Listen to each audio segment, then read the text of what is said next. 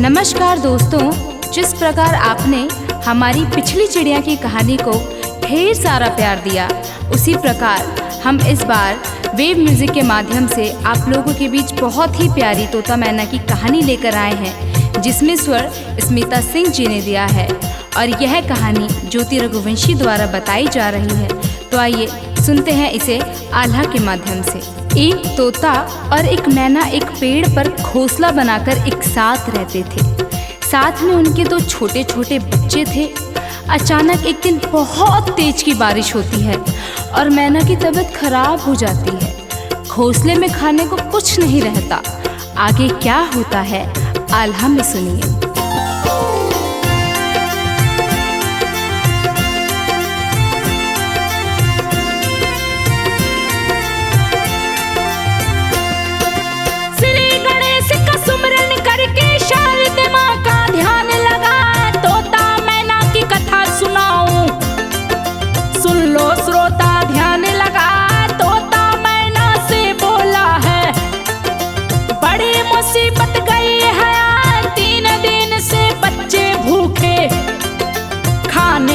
कुछ घर में ना तेरी तबीयत बिगड़ चुकी है। बारिश बरसे रुक ना पा जाता हूँ मैं भोजन लाने। सबको भूख रही है सताए, मैं ना बोली तुम मत जाओ।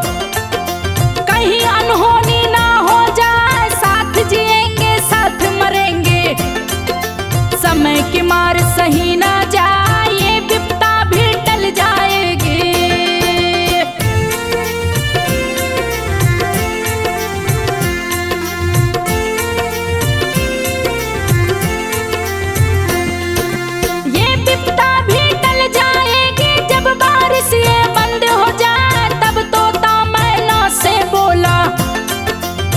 पत्नी सुनो ध्यान लगा, जा रहा हूँ भोजन लाने। तेरा दुख अब सहा न जाए, बीमारी में भूखी हो तुम। बच्चे भूख से रहे चिल्लाए, मेरा धर्म है भोजन लाना। चाहे जो कुछ भी हो जाए, इतना कह के उड़ गया तोता। पानी झमझम बरसा जाए, इतने में एक सर्फ आ गया। घोंसले में है गया सामान, मैना संग बच्चों को खाया। भूख को अपने लिया मिटा, तोता का परिवार उजड़ गया। लेकिन तोता जान न पाए, चारा लेकर लौटा तोता। जब तोता चारा लेकर पेड़ के पास आता है तो अपनी मैना और बच्चों को नहीं देखता। वहां से उसका घोंसला भी गायब हो चुका होता है। वह नीचे की तरफ देखता है तो घोंसला का तिनका बिखरा हुआ मिलता है। तोता जब बिखरे हुए तिनके को देखता है तो उसको अनहोनी की आशंका होने लगती है। उसके घोंसले से कुछ ही दूरी पर एक मैना अपना घोंसला बनाए हुए थी। वह उसके पास आता है और पूछता है,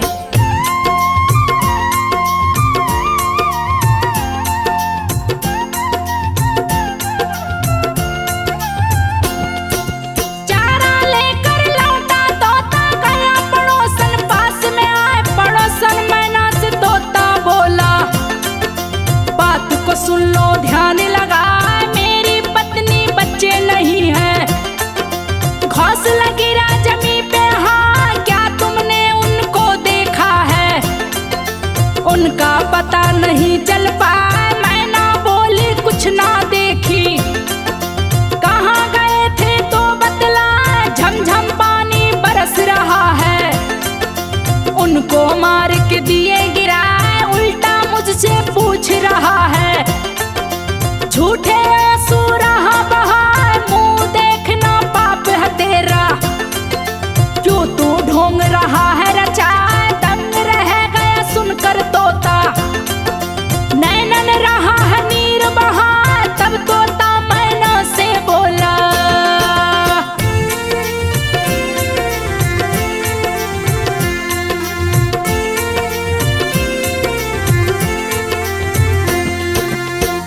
तोता मैना से बोलता है, नहीं नहीं मैना, मैं ऐसा नहीं हूँ। बेवफा मर्द नहीं, औरतें होती हैं। मुझे लगता है वो बीमारी का बहाना बनाकर बच्चों सहित किसी और तोते के साथ चली गई है। तोते की बात सुनकर मैना कहती है कि ऐसा नहीं है, तुमने ही उसको मारा होगा, साथ में घोंसला उजाड़कर मेरे पास मुझे अकेली देखकर आए हो। तब तोता मैना से बोला, ऐसा समझना मुझको हाँ। मैना बोली, मर्द बेवफा सुन लो कहानी रही सुनाए। नौकरी खोजते गांव का लड़का दूर शहर में गया है, सेठ के यहाँ नौकरी कर ली। लिया उस पे विश्वास जमा, सेठ के घर में ही रहता था। सेठ के साथ दुकान में जा, लड़के के मन में लालच आ गया। रात में उसको नींद ना आए, सेठ का जब परिवार सो गया। तिजोरी की चाबी लिया चुरा, खोल दिया वो तिजोरी का ताला। जेवर पैसा लिया उठा, तब तक जागी सेठ की लड़की। चोर चोर दिया शोर मचा, लड़के ने उसकी पाँव पकड़ ली।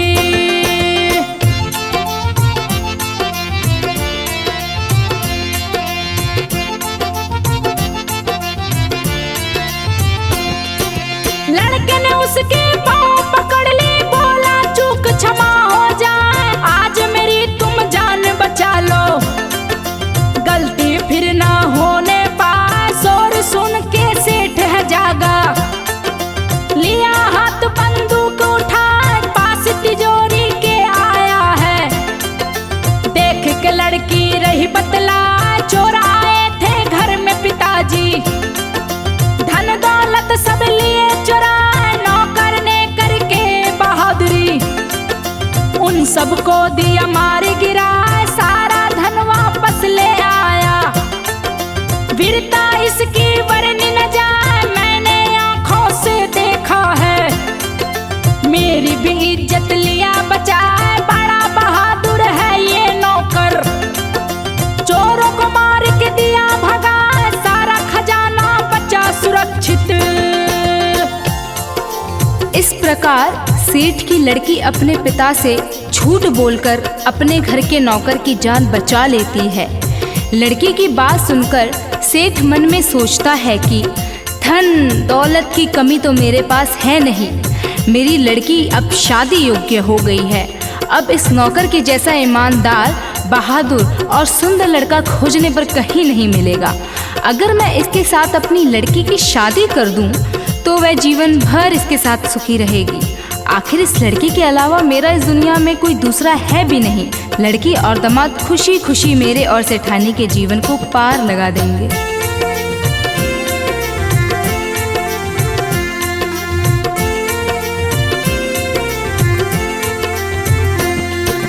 ऐसा मन में सेठ ने सोचा, दोनों की शादी दिया करा। सेठ से एक दिन लड़का बोला, ससुर जी सुनिए ध्यान लगा, अपने गांव को मैं जाऊंगा। घर की याद रही है सताए, पत्नी को भी संग ले जाऊं। माता पिता को दूंगा दिखा, सब घर में खुश हो जाएंगे। फिर वापस जाऊंगा, पत्नी को अपना घर में दिखा दूं। सुन के सेठ रहा मुस्काए, बोला जैसा चाहो करो तुम, लेकिन शीघ्र ही जाना, सजा के जेवर से लड़की को।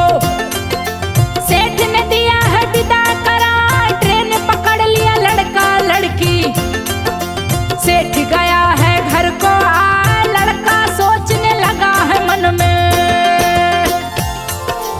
मैना तोता से बोली, सुन तोता, वो लड़का अपने मन में सोचने लगता है कि अगर मैं इस लड़की को लेकर अपने गांव जाऊंगा तो मेरे माता पिता मुझे और इस लड़की को मारकर घर से भगा देंगे।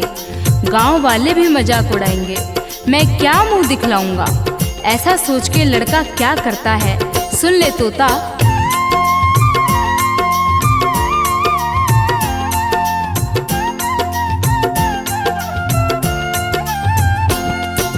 लड़का सोचने लगा है मन में, सूझा उसको एक उपाय। पत्नी को अपने पास बुला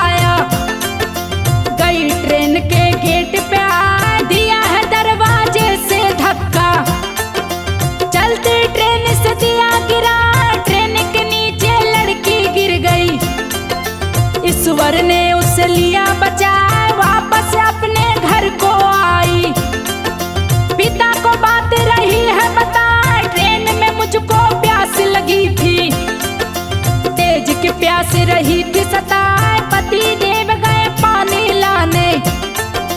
ड्राइवर ने दी ट्रेन चलाए, छूट गए स्टेशन पर वो। मुझको चिंता रही सताए, अगले स्टेशन पे मैं उतरी। पास गई मैं आपके आए, वो भी आते होंगे पिताजी। अपने माता पिता से झूठ बोलकर सेठ की लड़की अपने घर पर रहने लगती है। कुछ दिन बाद उस लड़के के पिताजी अपने गांव के पास वाले गांव में ही एक लड़की से अपने लड़के की शादी कर देते हैं। तब वह लड़का अपने मन में सोचता है कि पिताजी ने तो मेरी शादी कर दी, सेठ की लड़की ट्रेन से नीचे गिरकर मर गई होगी। मैं सेठ के पास जाकर कह दूंगा कि तुम्हारी लड़की रास्ते में कहीं खो गई। सेठ सेठानी दोनों बूढ़े हो गए हैं, दामाद होने के चलते उनकी सारी संपत्ति अब मेरी होगी। कुछ दिन में यह लोग बुढ़ापे से खुद ही मर जाएंगे और मैं ऐश करूंगा, अपने परिवार को भी यहाँ बुला लूंगा।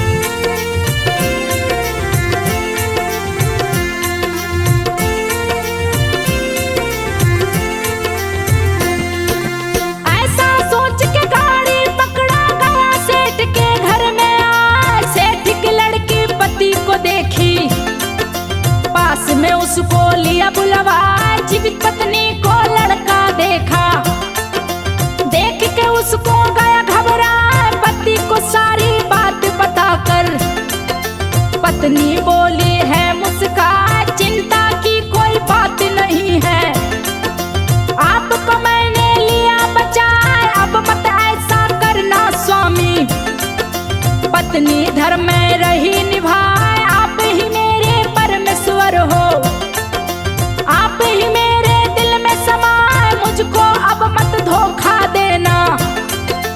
ऐसी नारी मिलेगी ना पत्नी की बातों को सुनकर। धोखेबाज रहा मुस्कान, एक दिन पत्नी से बोला। कुछ दिन लड़का सेठ के यहाँ रहने के बाद एक दिन अपनी पत्नी से कहता है, मैंने अपने मम्मी पापा से तुम्हारे बारे में कुछ नहीं बताया है। अब जब शादी हो ही गई है तो डरना कैसा। इससे पहले कि मेरे मम्मी पापा मेरी शादी कहीं और ठीक कर दें, तुमको साथ लेकर अपने गांव चलकर मुझे अपने मम्मी पापा से बता देना चाहिए कि मैंने तुमसे शादी कर ली है। तुम बहुत ही सुंदर और धनवान सेठ की लड़की हो। तुमको देखकर मेरे मम्मी पापा खुश हो जाएंगे और कहीं दूसरी जगह मेरी शादी भी नहीं करेंगे। इस तरह की मीठी मीठी बातें बोलकर भोली भाली सेठ की लड़की को फिर से गांव ले जाने के लिए तैयार करता है। सेठ सेठानी से अनुमति लेकर लड़का सेठ की लड़की को इस बार मोटरसाइकिल पर बैठाकर शहर से लेकर गांव की ओर चलता है।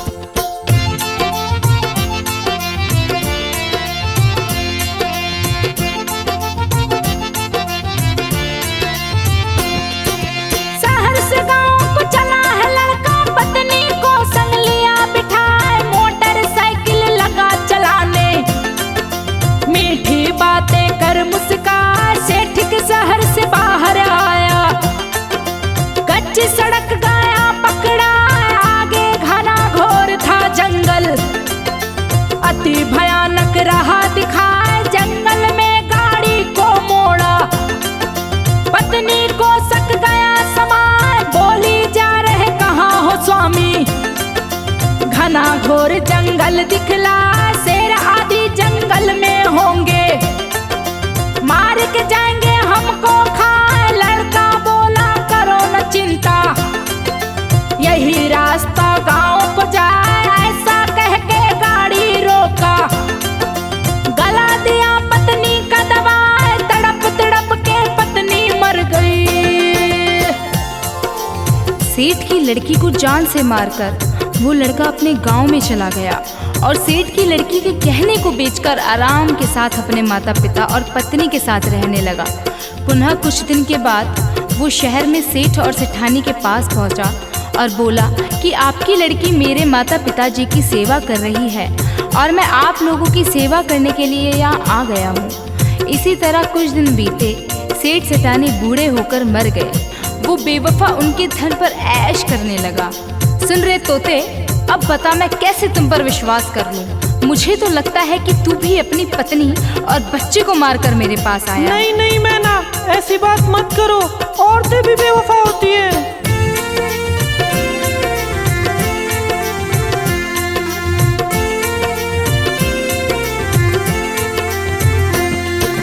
किसी शहर में साहूकार था, शहर में सबसे अमीर कहा है, बड़ी ही सुंदर पत्नी उसकी, सुंदरता ना वर्णी जाए, रूप के जाल में उसे फांस कर बड़ी रही थी मौजूदा, पतिव्रता का नाटक करती रहती सेवा सहाय। एक दिन पति पत्नी से बोला, प्यारी सुन लो ध्यान लगा, कल परदेस चला जाऊंगा, तेरी जुदाई सही ना जाए, कुछ दिनों की बात है प्यारी, जाऊंगा मैं वापस चला व्यापार के सिलसिले में। पत्नी रही तैयारी कराए, पत्नी बोली शीघ्र ही आना, तेरे बिन मुझे रहा न जाए, सच्ची बात मैं कहती स्वामी। तोता मैना से कहता है, जब पति व्यापार के सिलसिले में बाहर जाने लगा तो पत्नी कुटिल मुस्कान छोड़ते हुए बोली, हे प्राणनाथ, आपके बिन एक पल वर्षों के समान लगता है, अपना ख्याल रखिएगा और जितनी जल्दी हो सके सारे काम निपटा कर आ जाइएगा। इतना कह के पत्नी पति को विदा करती है और साहूकार व्यापार के सिलसिले में परदेश चला जाता है। इधर पत्नी रोज एक नया पहरेदार की बहाली करती है।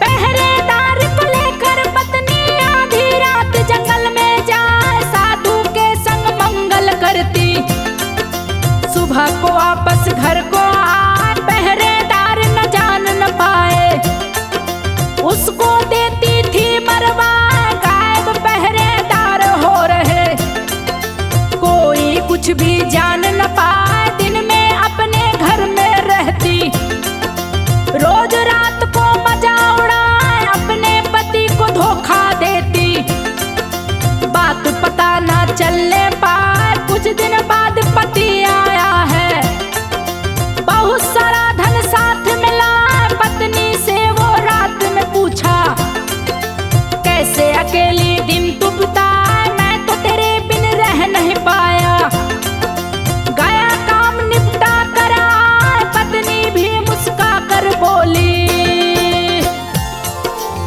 पत्नी पति से कहती है, हे प्राणनाथ, आपके बिन तो मैं एक पल भी नहीं रह सकती, जाते हैं तो रात दिन आपके बारे में सोचती रहती हूँ, डर के मारे रोज पहरेदार बदलती रहती हूँ, लेकिन क्या फायदा, न जाने पहरेदार रात को कहाँ गायब हो जाते हैं। पत्नी की बात को सुनकर पति कहता है,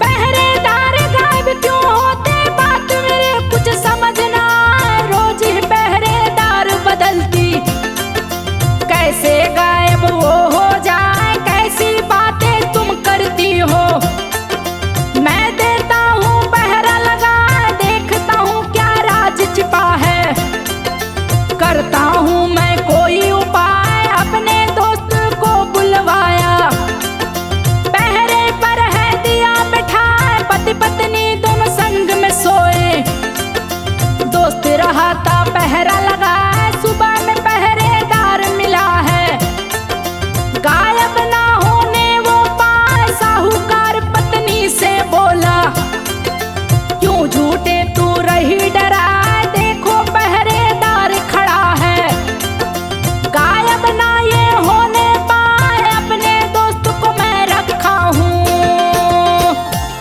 पति बोला, अच्छा मजाक करती हो तुमने तो मुझे डरा ही दिया था, देखो तो मैंने अपने दोस्त को पहरा देने के लिए बोला है, ये अभी दरवाजे पर ही खड़ा है, कहाँ गायब हुआ है, आज से जब मैं बाहर जाऊंगा यही तुम्हारी निगरानी करेगा, घर के अंदर तो नहीं आएगा, दरवाजे पर से ही पहरा देगा। ऐसा कहकर कुछ दिन घर में अपनी पत्नी संग बिताकर साहूकार फिर व्यापार के सिलसिले में बाहर चला जाता है। आगे क्या होता है सुनिए।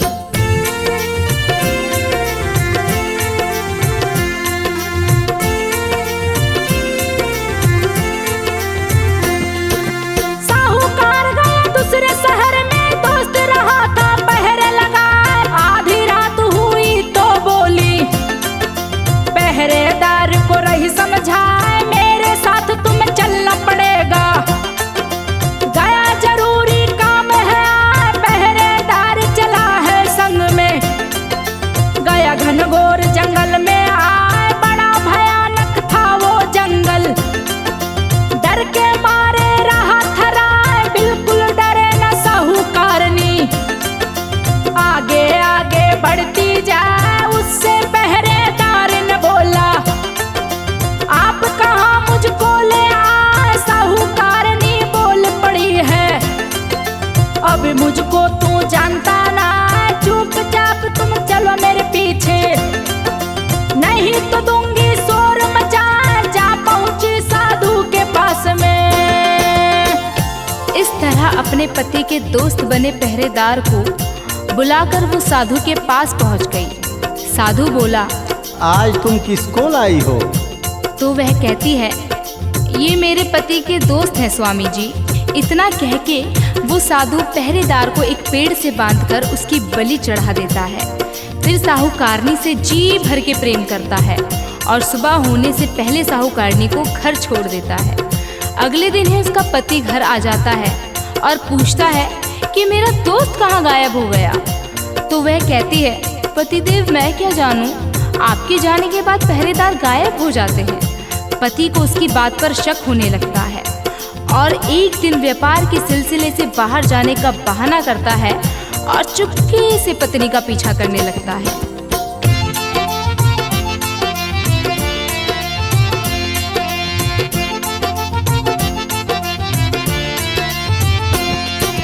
आधी रात को पत्नी जागी है, पहरेदार को लिया बुलवाए। पहरेदार के संग चली है, गई है वो जंगल में आए, पीछे साहूकार चला है। अपने दोनों पांव दबाए, घना घोर जंगल में आई। पहरेदार डर से थर्राए, बोला मुझको डर लगता है, आप कहाँ मुझे लेकर जाए। बोली है वो पहरेदार से किसी बात की चिंता ना, मर्द होकर भी क्यों डरते हो। तनिक न कुछ भी होने पाए, रोज ही जंगल में आती हूँ। सन्नाटा ना मुझे डराए, कुछ ही देर में एक सन्यासी पहरेदार को गया दिखाए। पति भी चुपके से पीछे आया।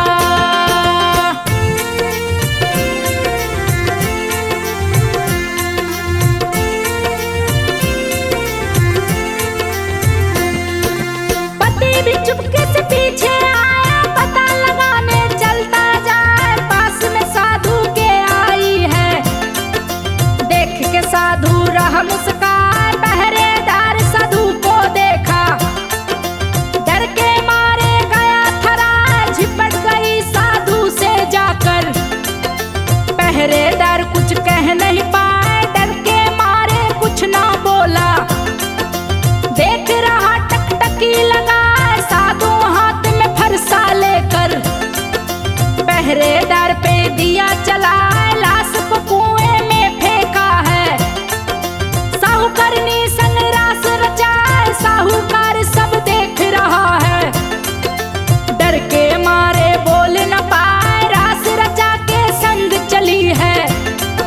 साधु संग रही मुस्काए, वो अपने घर को आई है। साहूकार डर के मारे रास्ते में छुप जाता है और साहूकारनी साधु के संग घर आ जाती है।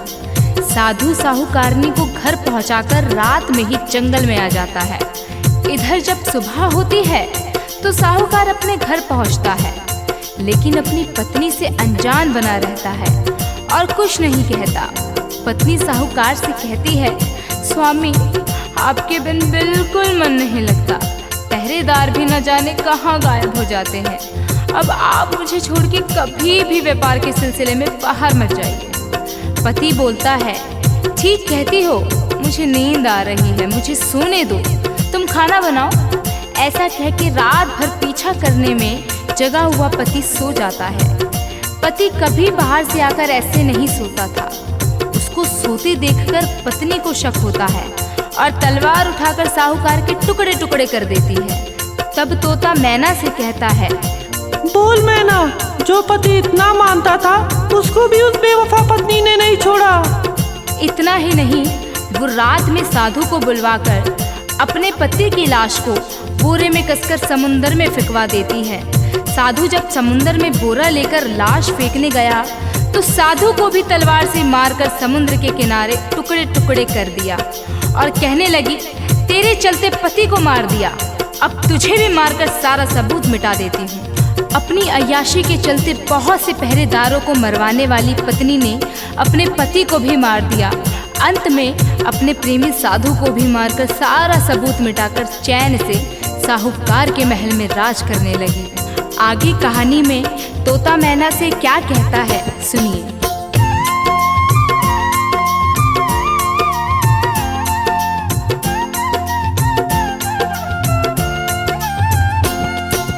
सभी नारी नायक से होते, अनसुईया भी नारी कहा, सभी पति ना बेवफा होते, श्री राम भी पति कहा, धर्म के बल पर ही ये धरती पानी के ऊपर रही दिखा, जैसे ही पाप का भार बढ़ेगा धरती रसातल में